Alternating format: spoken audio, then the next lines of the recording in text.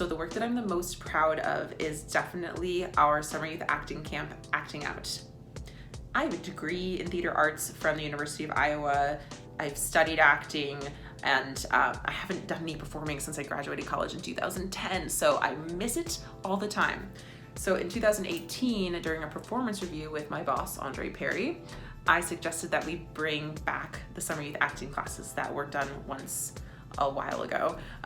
And he said, give me 2 proposals of quality programming that generates revenue. And I was like, okay, this could happen, what? So I did, and long story short, later that year, we have our first week of Acting Out. And I think our camp is really special because it really focuses on developing basic acting skills.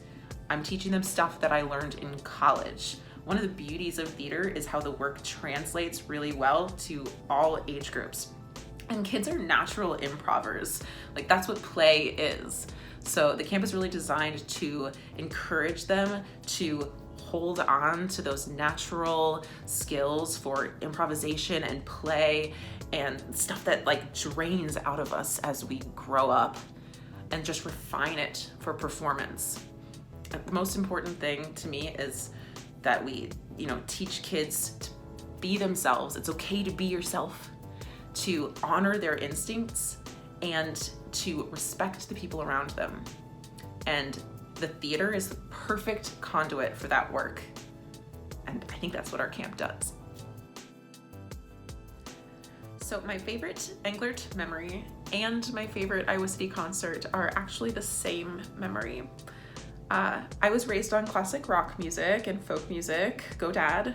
I had a lot of vinyl around me growing up. I remember getting to college and listening to Carole King's Tapestry like over and over and over again, and just sobbing in my dorm room because that's just a very difficult transition for people, and she makes you feel better. But we had freaking Art Garfunkel come and perform here. Just seeing that on the calendar like made my heart stop. And that night, I was house managing, of course, and I got to do his makeup. I sat in his dressing room with him, and I did his eyebrows and his eyeliner and his mascara because he needs stage makeup, and just got to talk to him for like a half an hour. It was amazing. I remember he was talking about his stage fright because he has really intense stage fright to this day. And I asked him, don't you wish that would go away?